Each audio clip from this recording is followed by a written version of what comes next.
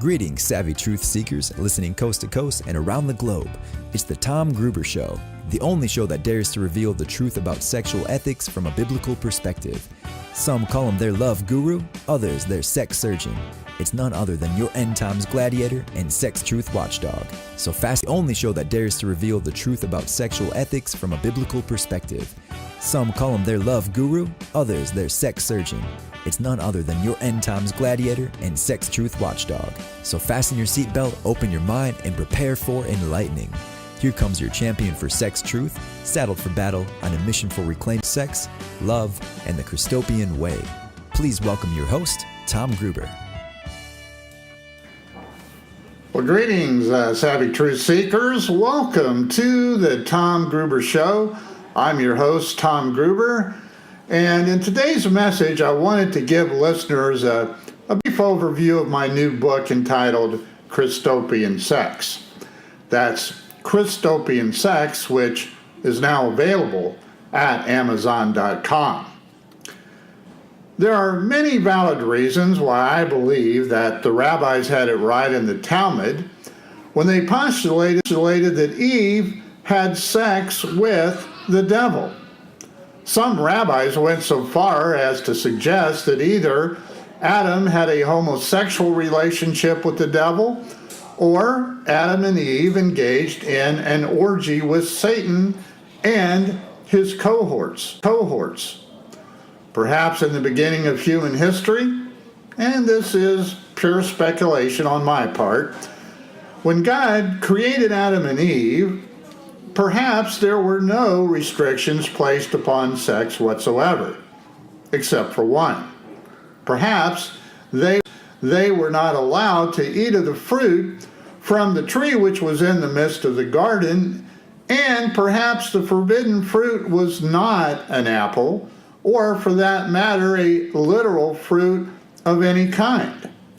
Is it possible that the forbidden fruit was simply a metaphor which referred to partaking of forbidden sex? One might ask, so what? Why is this even important today? The answer is, if we can understand what happened in Eden as the fall, we can then understand what needs to be done now to reclaim paradise and establish Christopia. I explain how I reach my conclusions in my new book. I also explain why I believe that creation via sexual intercourse may also have been a result of the fall. Though this probably seems far-fetched to most modern readers, there was a time when the majority of Christian theologians believed this to be the case. I also devote a chapter about marriage. There I explain what I believe marriage is and why I believe that marriage as we know it today was a result of the fall. I also devote a chapter discussing the pros and cons of polygamy. Like it or not, polygamy is a form of polyamory. If we can demonstrate that the Bible may approve of polygamy, then it should be one small baby step towards proving that the Bible may also approve of Christian polyamory, or what I refer to as Christopian sex. I devote another chapter to examining what I believe Jesus meant when he said, "There is no marriage and giving in marriage after the resurrection," and why, contrary to popular opinion, his words don't necessarily mean that there is no sexual intercourse in heaven. In another chapter, I tackle the controversial subject of homosexuality. Chapter 19 is entitled Monogamy versus Polyamory. There, I examine the pros and cons of both monogamy and polyamory and argue that we are not naturally monogamous. 20 is entitled family values and examines what is meant by the word family. Chapter 21 is about lust. What did Jesus mean when he said that whoever looks at a woman to lust for her has already committed adultery in his heart? Chapter 22 is about the ethics of nudism. Chapter 23 gives tips to making Christopian sex work.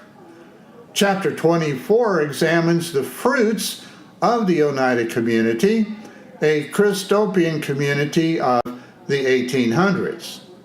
Then, lastly, I devote chapter 25 to the story of my life, particularly as it relates to the writing of this book. The term Christopian sex is used many times throughout this book. Since my purpose is to make a compelling case for Christopian sex, it is necessary to define precisely what I believe Christopian sex should and should not be. Christopian sex has many things in common with polyamory, but there are also many distinct and important differences. Since many people have no idea what polyamory is, let's first define polyamory in general and then point out the similarities and differences between Christopian sex and other forms of polyamory. According to Wikipedia, the free online encyclopedia, polyamory is from the Greek word poly, which means many or several. Latin word amor, which means love, is the practice, desire, or acceptance of having more than one intimate relationship, usually including sexual intercourse, though not necessarily, at a time with the knowledge and consent of everyone involved. Most people who practice polyamory are not Christians. Many are either gay or bisexual. It is my opinion that the Bible disapproves of homosexuality.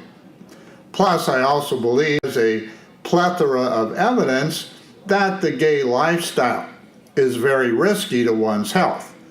Bottom line, I just don't believe the human body was designed for homosexual intercourse.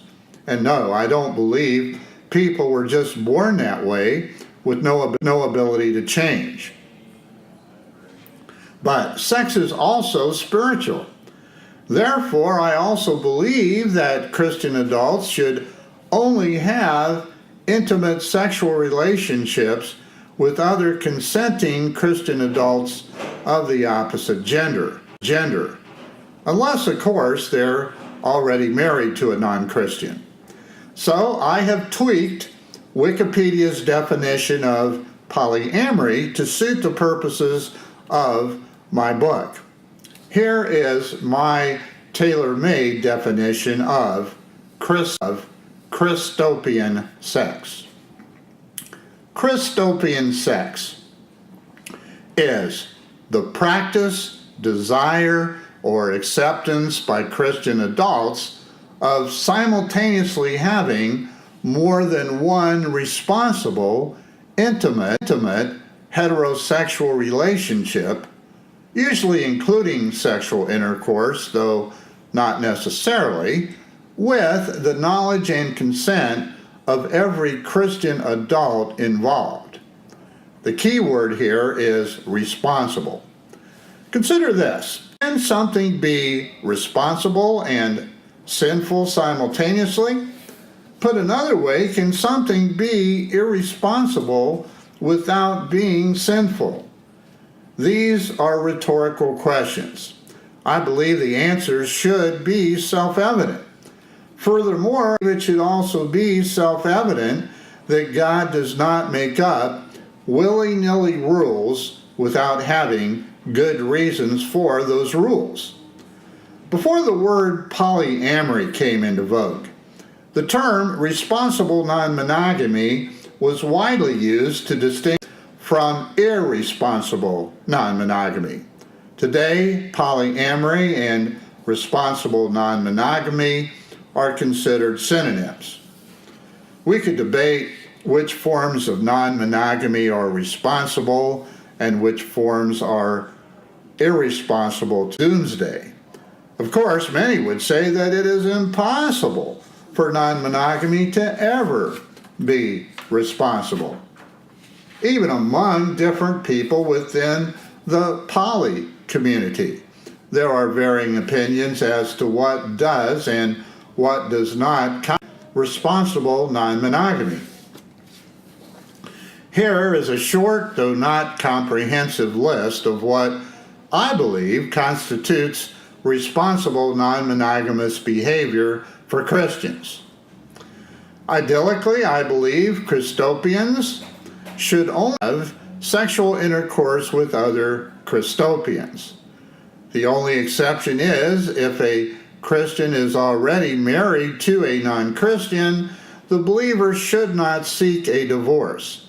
Christians in such situations are obligated to provide their spouse's conjugal needs. Christians married to non-Christians should probably not get involved in Christopian sex. Christians should not engage in sexual relations that put their partners at risk of acquiring sexually transmitted diseases. Christopians should not lie to their partners or deceive them. It is not okay to cheat or have illicit affairs. Christopians should not engage in sexual relations that put women at risk of having unwanted pregnancies. Proper birth control precautions should be put into practice whenever a pregnancy is not wanted. Christians considering the Christopian lifestyle should not engage in Christopian sex unless or until their spouses agree. Without the knowledge and consent of all parties involved, non-monogamy is not responsible. Irresponsible non-monogamy is the exact opposite of Christian sex, as it is not Christian. Christians considering Christopian sex should not engage in the lifestyle unless and until they are fully persuaded by their own consciences that Christopian sex is both virtuous, since no one should ever do anything that violates their conscience. No one should ever enter the Christopian lifestyle until and unless they are fully persuaded that they are doing the right thing. Sex should only be between consenting heterosexual adults. Young married couples, especially those with children or those contemplating having children, should think twice before engaging in Christopian sex. Engaging in Christopian sex is a big decision and should not be entered into lightly. In order to make a compelling case for Christopian sex, all need to supply ample evidence that Christopian sex is not a garden variety of adultery, sexual lust. Since nothing has a greater potential for good or evil, it should come as no surprise that the vast majority of sincere Christians believe the following points. Number one, God created Adam and Eve monogamous. Monogamy is the idyllic lifestyle prescribed by God from the very beginning. Number two, marriage was instituted prior to the fall. Number three, God originally intended sex to be used for procreation. Number four, adultery is synonymous with extramarital sex. Number five, fornication is synonymous with premarital sex. Number six, thinking about premarital or extramarital sex is lust. And number 7, after Christians die and go to heaven, there will no longer be any expression of love via sex. Contrary to popular opinion, I vehemently disagree with all of these points. Here is a summary which I'll unpack throughout this book. Number 1, I believe God created Adam and Eve with a desire for sexual variety. I believe Christopian sex is the idyllic lifestyle prescribed by God from the very beginning. Number 2, like many before me, I believe marriage as we know it today was instituted after the fall and as a result of the fall. Number 3, like many before me, I believe God did not originally intend sex to be used for procreation. I believe producing offspring through sex was a result of the fall.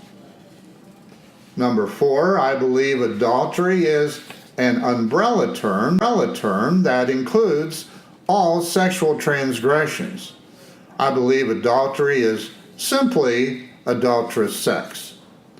Number 5, I believe fornication is idolatrous sex and literally refers to prostitution.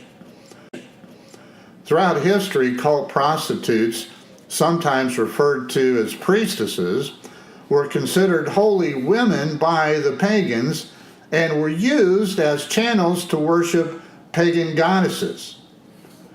Number 6, I believe to lust simply to covet. And number 7, I believe that not only will there be sex in heaven, there will be Christopian sex in heaven. My book is meant to be interactive. In a group setting, the group leader can read, or others in the group turns reading. At the end of each chapter, there are questions for discussion. Since talking about sexual ethics can be controversial, and since many in the group may not always agree, everyone needs to feel welcome to express an opinion without fear of being judged harshly. This is not to say you should not disagree with anyone's opinions. It is to say that you should be able to disagree respectfully without being disagreeable. It's important to begin each discussion with prayer, asking the Holy Spirit for guidance and wisdom. I go into a lot more detail in my new book entitled Christopian Sex. That's Christopian Sex. The book is now available at Amazon.com.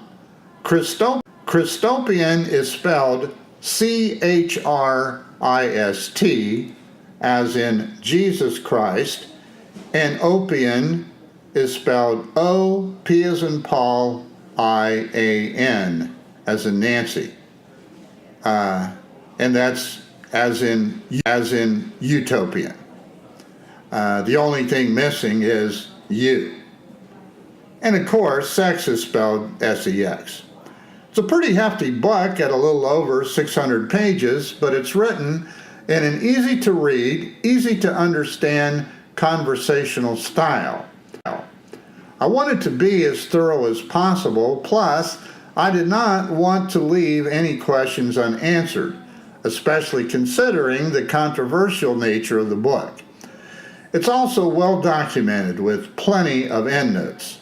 Again, the title is Christopian Sex. Be sure to check it out at Amazon.com. Also, visit my website at www.christopiansex.com. So, until next time, this is Tom Gruber.